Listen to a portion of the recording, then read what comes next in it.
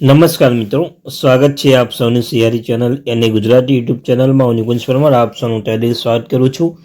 તો મિત્રો, વિડીયો શરૂ કરતા પહેલાં ચેનલ પર નવા ચેનલ સબસ્ક્રાઇબ કરી લેજો। તમને ચેનલ પર સરકારી કર્મચારી, નિવૃત્ત કર્મચારી, પેન્શનધારક બાબતે હરેક અપડેટ મળતી રહેશે। ડીએ એચઆરએ અંદર કોઈ પણ અપડેટ આવે તો પર જાણ કરવામાં આવશે, તો આપણે આ ચેનલ સબસ્ક્રાઇબ કરી લેજો। શિક્ષક ભરતી, સરકારી કર્મચારી, આંગણવાડી ભરતી બાબતે હરેક અપડેટ મળતી રહેશે, તો સબસ્ક્રાઇબ કરવાનું ભૂલશો નહીં। તો મિત્રો, તમે જાણો છો કે ગયા જે રવિવારે મિત્રો જે 1 એપ્રિલ 2025ના પહેલાં જે સરકારી સેવામાં જોડાનાર આ વિભાગના કર્મચારીને પણ ઓપીએસ મળશે લાભ। તમે જાણો છો મિત્રો, જે 2 મહિના પહેલાં કે રવિવારના રોજ જે સરકાર દ્વારા કેબિનેટની બેઠક યોજવામાં આવી હતી, તે બેઠકમાં એક મહત્વપૂર્ણ નિર્ણય લેવામાં આવ્યો હતો, તે ઓપીએસ સિસ્ટમ જૂની પેન્શન યોજના બાબતે તે પણ તમે જાણો છો મિત્રો, જૂની પેન્શન યોજના લાગુ કરવામાં આવી હતી। તો તેમાં સાથે બીજી મહત્વની અપડેટ આપવામાં આવી છે સરકાર દ્વારા। તો શું છે અપડેટના વિશે આપણે વિગતે ચર્ચા કરીશું। વિડીયો શરૂ કરતા પહેલાં નવા ચેનલ સબસ્ક્રાઇબ કરી લેજો। તો મિત્રો, માધ્યમિક, ઉચ્ચતર માધ્યમિક, પ્રાથમિક શાળાઓમાં ભરતી ઇન્ટરવ્યૂ જિલ્લા કક્ષા જિલ્લા શિક્ષણ અધિકારીશ્રીના કચેરી દ્વારા કચેરીના સાનુકૂળ સમય દ્વારા ગોઠવવામાં આવેલ હતા। એક સાથે એક જ દિવસે એક જ શાળા 6 જગ્યા જાહેર આવેલ હોવા છતાં સંજોગોવશાત ટેકનિકલ કારણોસર એવું બન્યું હતું કે એક શાળાની અંદર 6 વિષયની ભરતી હોત।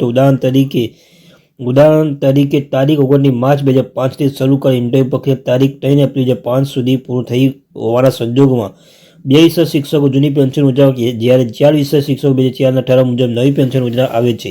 આ ઉપરાંત અન્ય ઘણા બધા ટેકનિકલ કારણો જેવા કે બોર્ડની પરીક્ષાઓ અને વેકેશન વગેરે બાબત ધ્યાને રાખી જૂની પેન્શન યોજના, જ્યારે 4 વિષય શિક્ષક ઠરાવ 2024માં ઠરાવ મુજબ નવી પેન્શન યોજનામાં આવે છે, ત્યારે આ ઉપરાંત અન્ય ઘણા બધા ટેકનિકલ કારણો જેવા કે બોર્ડની પરીક્ષા, વેકેશન વગેરે બાબત ધ્યાનમાં રાખી ઇન્ટરવ્યૂ તારીખ કચેરી દ્વારા રહેલા મોડી ગોઠવવામાં આવી હતી।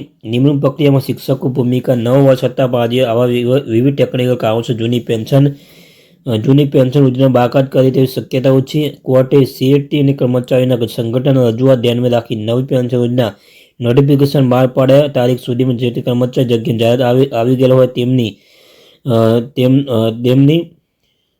પેન્શન યોજના નોટિફિકેશન બહાર પાડી છે, સુધીમાં તેમની જૂની પેન્શન યોજના માટે સમાવેશ કરેલ છે। વધુમાં સુપ્રીમ કોર્ટે 17/2024ના ચુકાદા અનુસાર ભરતી પ્રક્રિયા શરૂ થયા બાદ તેના નિયમ બદલાવ કરી શકાય નહીં।